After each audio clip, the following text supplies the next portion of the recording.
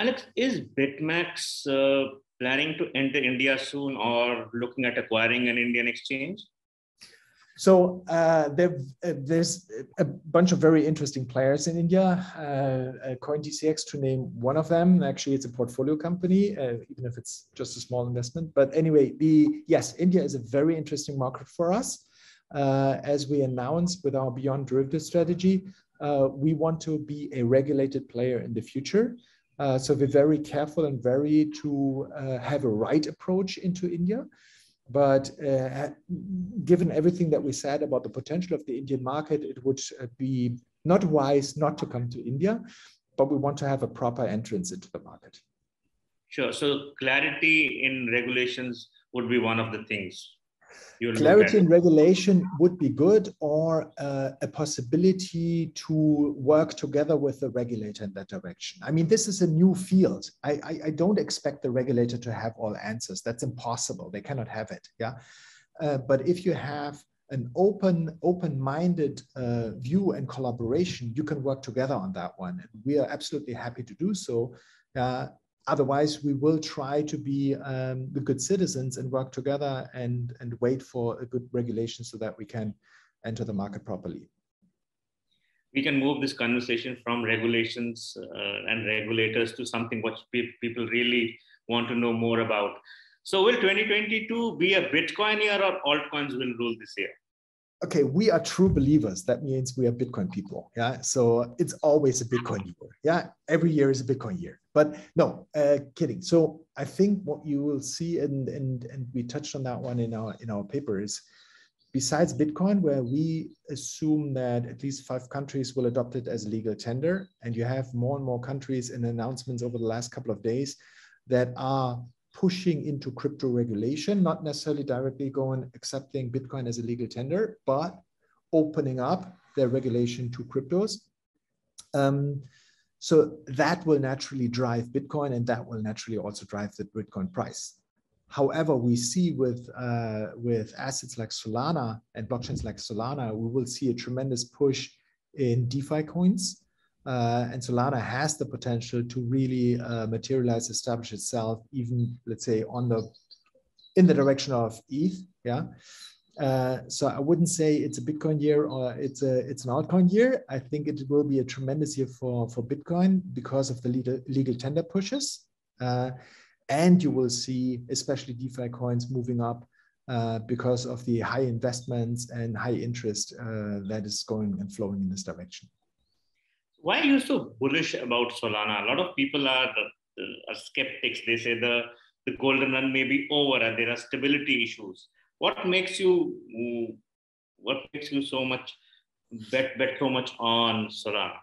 It is the efficiency of the transaction or the price of the transaction, especially in comparison to Ethereum right now, and the number of transactions that can be processed per second. It is still early, so I wouldn't overemphasize stability issues because it's not like it doesn't have a history like Ethereum. Yeah, it has a different proof mechanism, which is very interesting for a lot of, let's say, functions or services. And this is why we also see a tremendous increase of applications built on Solana. But the efficiency of a transaction and the throughput, the number of transactions you do per second, by far surpasses everything else. And that's naturally very interesting for all the things that are trading heavy, so trading related. Yeah. And therefore, we envisage that this will get a tremendous push. Will it be enough to go onto eye level with Ethereum? Let's see, yeah, because there's a lot flowing in ETH still, in all the ETH clones. But I think Solana will see a big push in this year, in 2022. One of the things that a lot of people are talking about is basically how crypto could be the first mass use case for gaming. You think in 2022 the crypto and the gaming tokens could take off, and we could see more use cases coming up? Absolutely. In my former times, I had a startup that was 2013 and tried to use blockchain for actually tokenizing gaming assets. That was just too early. I think we're now in the right time. The NFT push is actually what is from my point of view is the tipping point. Although the NFT is not a stereotype trading asset, yeah, you see new protocols on the NFT side which are more skewed into trading, and a lot of games. And I'm a gamer, I'm a heavy gamer too. Yeah, have a game mechanism of trading in itself with the items.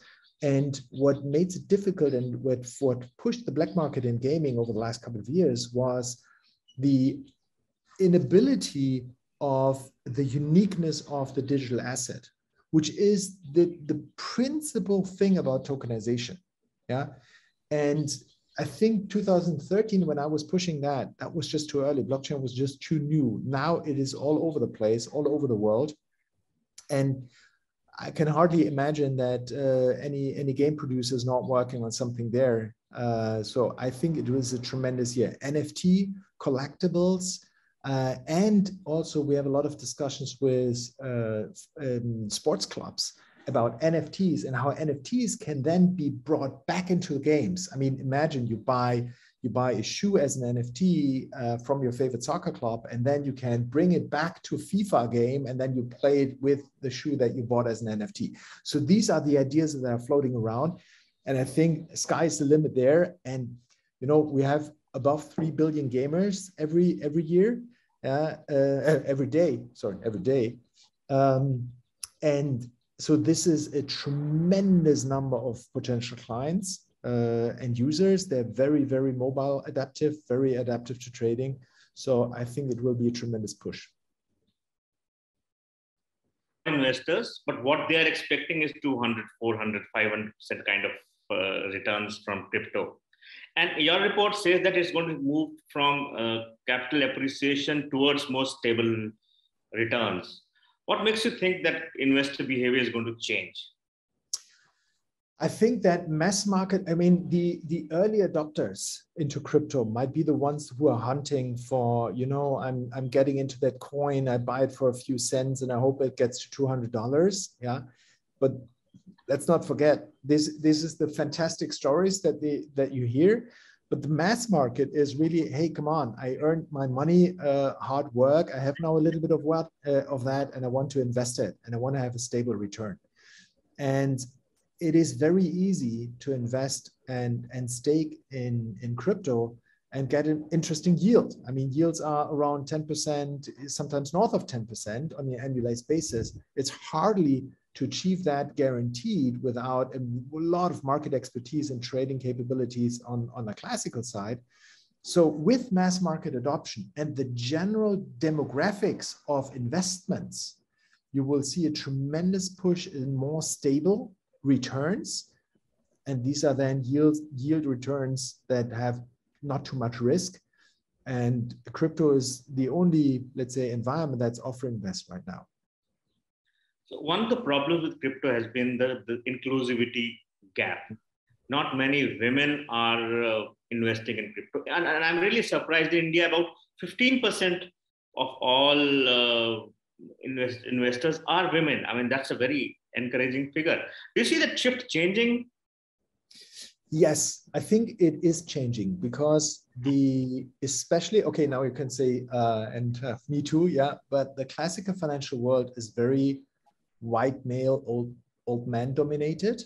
Yeah, I think there's a new generation of leaders emerging.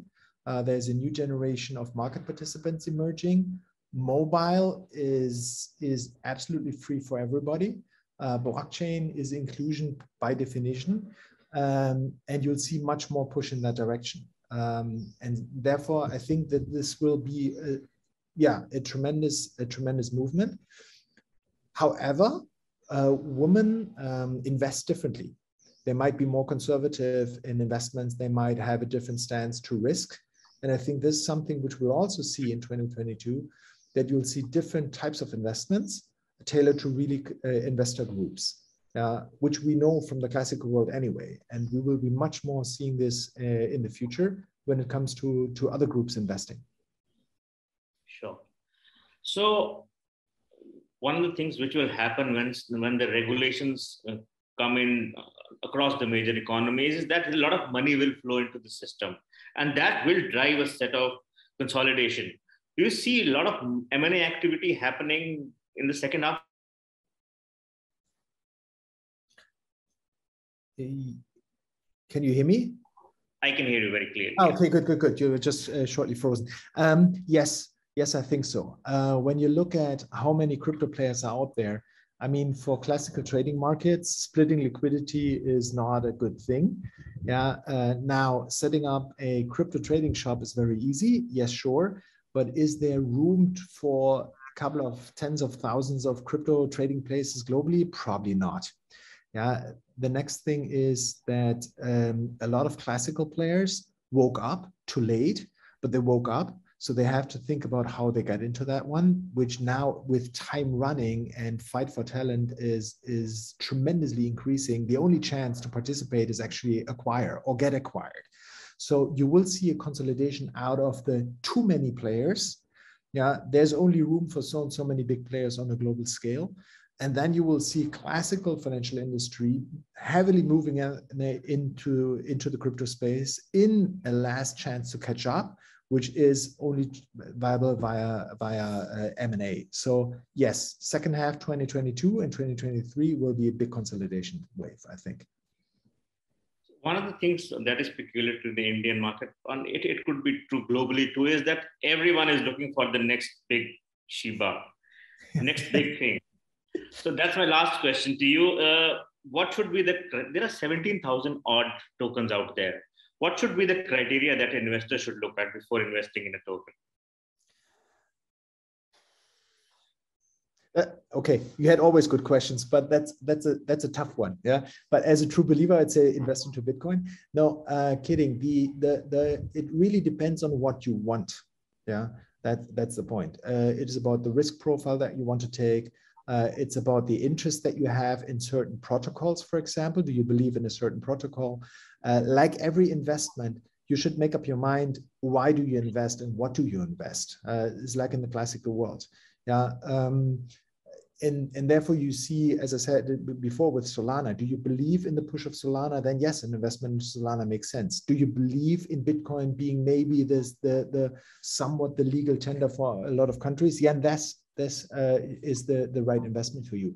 Do you believe in coin XYZ, who's pushed tremendously for gaming, for example, which we haven't seen so far, but let's assume there is a coin which evolves on gaming and you believe in gaming? Yeah, you should invest into that one. So it is really the individual, let's say, risk profile and profile that should drive your investment criteria. Like always, yeah, not all the investments should go into one basket. Yeah, and that should drive you. I mean, the old rule is still true. Yeah, not everything in one basket and not everything bought in one asset class. For doing this with us, really appreciate you taking time out of your busy schedule, and look forward to meeting you in India soon. Absolutely, thank you very much, and very nice to meet you and very nice to chat. And whenever we might be of let's say support and answering questions, we're happily to jump on a call with you or give us our views on certain things if that is of interest. Thank you so much. Thank you so much.